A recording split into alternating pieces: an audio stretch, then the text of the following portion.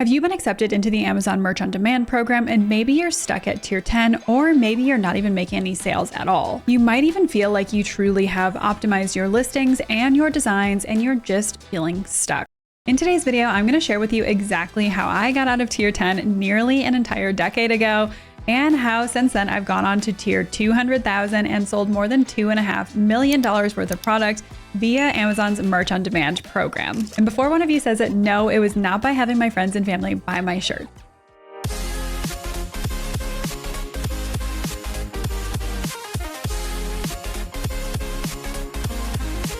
So if you're new to the world of print on demand, or maybe you've just recently been accepted to the very coveted Amazon Merch on Demand program, then welcome. To start, there are some things that you should know. To begin with, all sellers start out at tier 10, no matter who you are, and they slowly have to work their way up from tier 25 to tier 100 and beyond based on their sales volume. And Amazon has put this requirement in place to basically see if it's worth their time and effort to have you as a seller on their platform. And by worth it, I mean three things. So are you putting up quality content?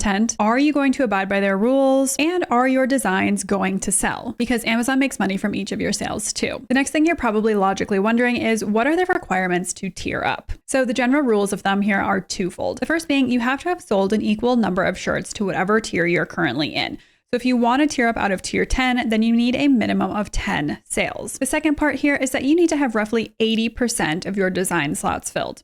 So again, if you're in tier 10, you'd need to have at least 8 out of 10 of your design slots filled in order to be eligible for a tier up. And while some of this is still a mystery, believe me, the longer you deal with Amazon, the more you'll come to understand this. It's thought that your previous sales do contribute to your current tier ups. So for example, if you're in tier 100, you don't need to make 100 new sales. It's thought that all of the sales that actually got you to tier 100 will count towards your 100 sales. Tip number one is market research and choosing the right niche. Now, if you've been around for a lot of my previous YouTube videos, you're probably so sick and tired of hearing me talk about market research. And honestly, that is the biggest beginner mistake that I see people making. They try to make designs that they themselves would buy or that they think that there is a market for without, again, doing any market research. And if you're doing this, you are wasting time. I honestly believe that that is the number one thing that has allowed me to take my business to the next level. Remember, you are not your target audience. And if you want to be successful in the world of print on demand, you have to listen to what the market is trying to tell you. So the software that I've been using essentially since the very beginning of my Amazon Merch on Demand journey is called Merch Informer. And I'm sure you've heard me talk about it. If not, I will link some videos in the description box down below, and I'll also put them up above right here. I've been using them for nearly a decade now, and I've noticed such a difference in my sales volume. And the nice part is that you can do market research and you can design all in one software so that you aren't paying for a ton of different design tools all at the same time. Now, in terms of choosing the quote unquote right niche, there are a few different approaches that you can take right from the beginning. So the first option here is choosing 10 completely unrelated niches. This is probably what I would do if I were completely starting over today. I would put up 10 completely unrelated shirts, and then I would keep a very close eye on whichever ones were selling. As soon as I saw one or two sell, I would consider if the other designs had been up for more than 30 or 60 days, maybe potentially removing those other designs and just focusing on the two niches that had sold. The second approach that I see some people taking right from the beginning is focusing on one niche and simply niching down for all of your initial 10 designs.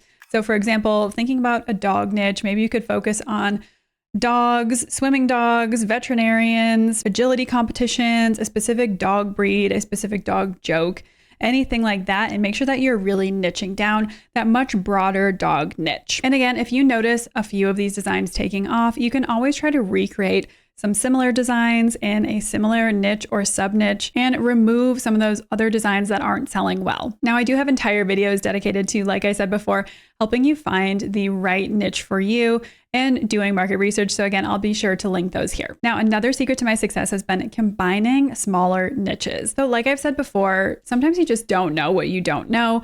And maybe you aren't aware that two niches might go together. So for example, I have some niches that are in the healthcare space, think occupational therapy, physical therapy, and specific food groups. And for some reason, those designs seem to do really well for me. So the idea of essentially combining these two niches together is that you have a better chance of standing out in two less saturated niches than in one huge niche with hundreds of thousands, if not millions of competitors. So again, we're looking for low competition but high demand products. And that could mean a few things. So they could have a lower BSR as you're doing the market research for them right now. You could have seen a recent dramatic drop in BSR, or maybe they have a number of reviews, meaning they've obviously made sales and customers have been happy enough with their purchase to come and leave you a review. Now, remember when I'm talking about BSR or best sellers ranking, this is unique to Amazon. So basically you want the BSR, the best sellers ranking, to be as close to 1 as possible. So typically when I'm doing market research within Merch Informer, I filter everything so that it's between 100,000 and 1 million BSR. That way you're not getting things that are like 2,000, 7,000 BSR, things that you probably likely can't compete with, but you're also finding things that have low competition but high demand. Tip number 2 is to hop on a trend. Now, if you're just starting out and you only have 10 slots to work with, then you really need to be intentional about how and what you're using to fill those 10 slots. So we just went through a rather tumultuous election cycle. And so a lot of people in the print-on-demand e-commerce space took advantage of this. So as long as you're not directly infringing on anybody, and as long as your design is unique, you can use some of those ideas or even some of those quotes from speeches given or kind of funny, comical things that came up during the election cycle on your t-shirts. You can also focus in on holidays. So think about Valentine's Day, St. Patty's Day, 4th of July, Thanksgiving, Christmas, Hanukkah, all of those things. And if you don't want to try to compete with some of those huge holidays, you can always just Google upcoming holidays. I swear there is something being celebrated almost every single day of the year. So you could celebrate like National Donut Day, or we just had Pie Day on March 14th. Even Columbus Day is a smaller holiday. Think about anything like that that you could potentially monetize and tear up from. And my final idea here is think about anything that evokes emotion. So one of my friends has this shirt that says, "Have you tried trying?" And I swear every single time I go anywhere with him, someone comments on his shirt because they think it's hilarious and they think that more people should just try trying. So if you're either making someone laugh or making someone think, odds are that shirt is probably going to sell. Just again, make sure that you are trademark and copyright checking all of your designs before you put them live. Tip number 3, create quality designs. So this could mean a few different things. So if you have the time and you want to create your own designs, there are plenty of software options out there. So for example, you could use the Merch Informer Studio. They make it so simple to create designs right within the software itself.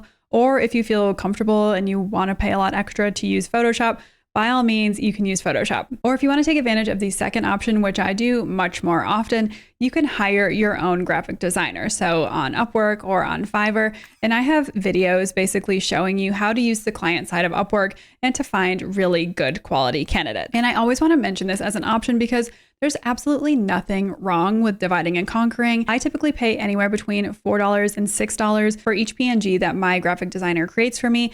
Or if I'm hiring a full-on illustrator, I could pay upwards of $20 to $30 if it's a really high-end illustration and not an AI design. Now, you'll likely go through a few graphic designers before you find the right fit for you, and that's totally to be expected. I've done this for many years, and I've gone through a lot of graphic designers, and that's just par for the course. So don't be turned off by that. Just make sure that you're doing your due diligence. You're reverse Google image searching every single design that designer gets you, because you want to make sure that they're not using any portion of a design or somebody else's design that could get you in trouble. And if you do decide to go the graphic designer route for your 10 initial designs, that's what, $40 to $60, depending on how much you're paying per PNG file.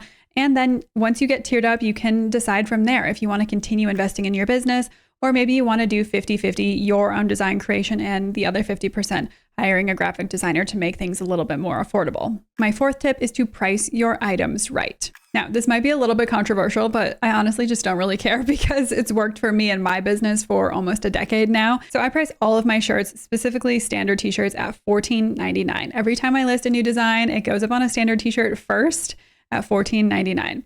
Granted, you're not going to get rich selling 10 shirts at $14.99 because I think that's roughly what, $1 or $1.19 royalty, but that is not the name of the game that you're in, especially if you're watching this video, you're stuck in tier 10 and you're just trying to make enough sales to get out of that tier. So thinking from a customer perspective, if you see a shirt that has a really great graphic design, it is well keyworded, obviously because you found it as a customer, and that t-shirt is priced at $14.99, and you see a direct competitor priced at $19.99, which one are you honestly going to go with? Most people probably want to save a few bucks, and they're fine with opting for the $14.99 t-shirt.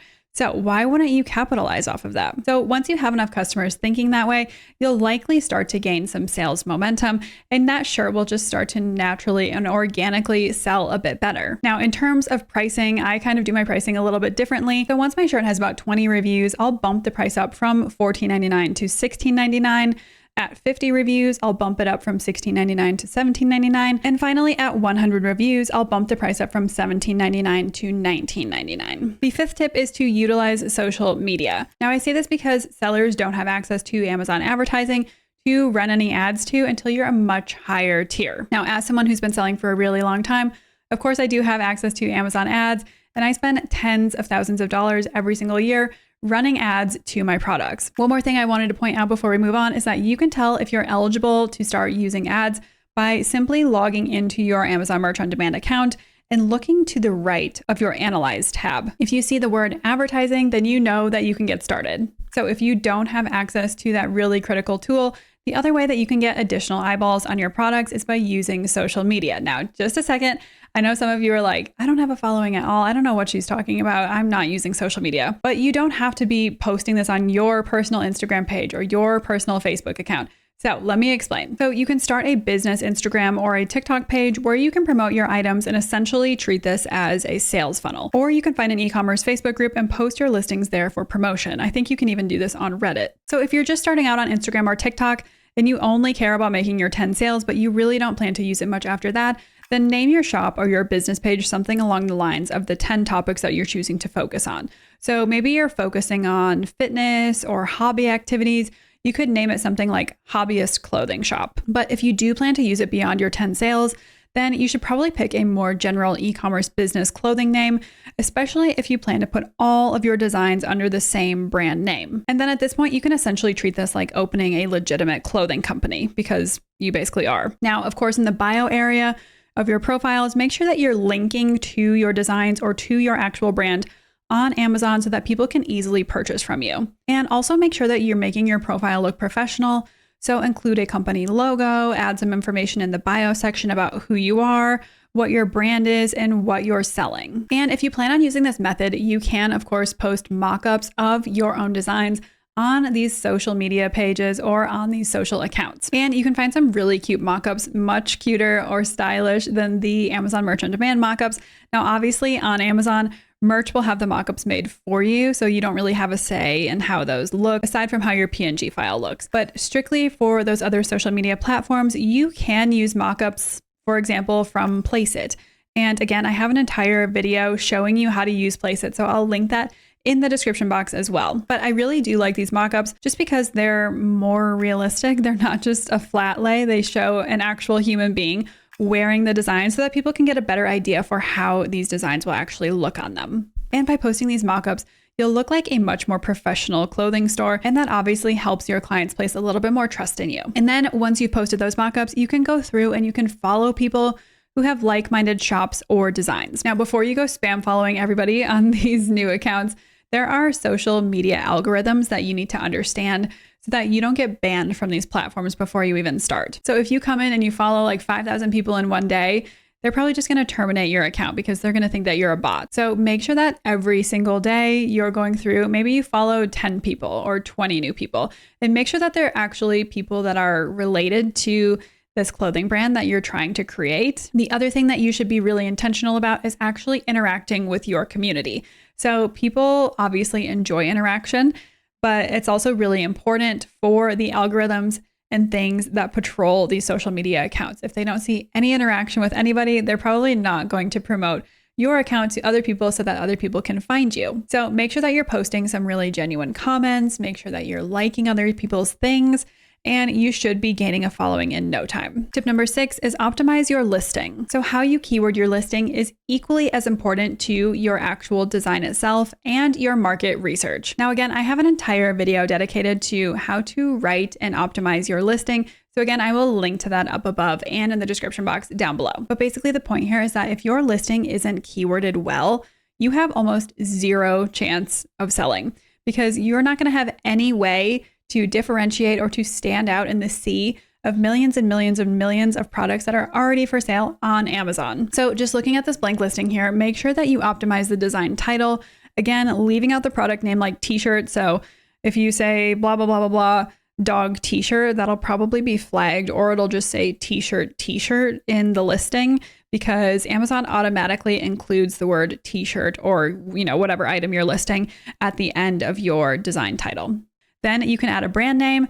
You can make this whatever you want. For anonymity, I personally put each shirt under a different brand, but again, you can do whatever you like. And then make sure that you're filling out the product features and the bullet points. So as a general tip here, the first bullet point I use to describe the item itself in detail. And then the second bullet point, I typically point out who this product was designed for. But again, remember, don't keyword stuff. So I have seen thousands and thousands of product listings at this point, and so many of them are keyword stuffed to the max. And at a certain point, it actually ends up hurting your listing. Okay, and then the final note on the listing here, I typically copy and paste the featured bullet number 1 into the product description right down here. Tip number 7 is review sales. So once you actually do make a sale or two, make sure that you're actually reviewing those sales in real time and trying to figure out what actually made those items sell. Were you in the right niche at the right time? Did something about that design specifically stand out? So think about the fonts, the colors, the images used, or maybe you ranked for a very particular keyword. So either way, don't just say, oh, cool, a sale, and move on. Take the time to review that sale, why you think that sale actually happened, and how you could rinse and repeat that process again. And then think to yourself, maybe if it's worth removing a few designs that haven't sold after an extended period of time, and try to make some designs that are more similar to the 1 or 2 that have already sold. Tip number 8, pay attention to reviews. So I still do this even as a much bigger seller because sometimes the reviews actually are within your control. I do see some reviews where they just say, oh, there was a printing error from the factory, in which case it's up to Amazon to reach out to them, provide some customer support, offer a replacement, those kinds of things. But for example, I had a travel niche t-shirt that was selling really well for a period of time right when I put it up, but I continued to get bad reviews on the product, which I was a little bit confused about. But then I actually went and visited the listing and read the reviews and read what the people were saying. And they were all simply saying that they loved the design, but the text was just a little bit too big. It was a little bit too overwhelming on the shirt. So I essentially just listened to the customers. I took the time to re-upload that design,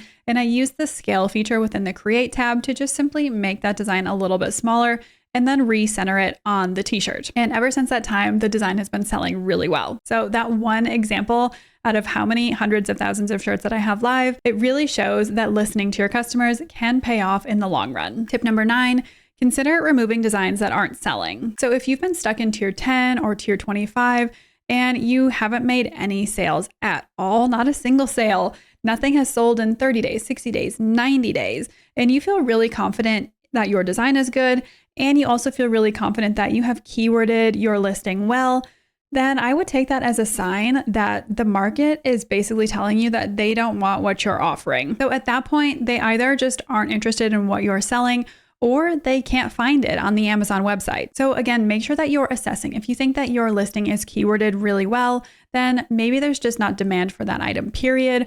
Or maybe they think that there's something wrong with your design. Or inversely, maybe your design is really good, really spot on, but maybe people can't find it because your listing isn't keyworded very well. So kind of think about selling on Amazon as a full package deal.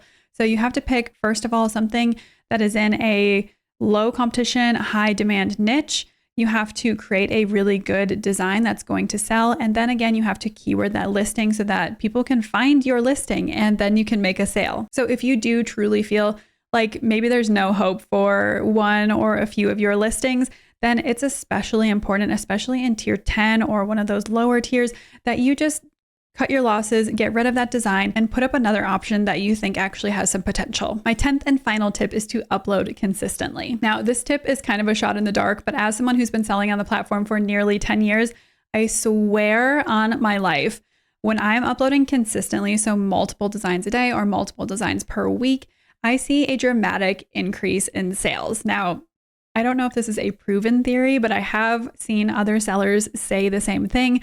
So maybe it is Amazon somehow on the back end tracking all of this activity and rewarding the more active sellers. So that's all I have for today's video. I hope that these tips help you get out of tier 10 or tier 25 even faster. If you're interested in more business tips, e-commerce information, or are just looking for additional ideas about how to scale your existing print-on-demand business, then do me a huge favor and like this video and come on over and subscribe to my YouTube channel. I try to post new videos every Tuesday and Friday. As always, feel free to follow me on my social channels right here, and I'll see you in the next one. Bye.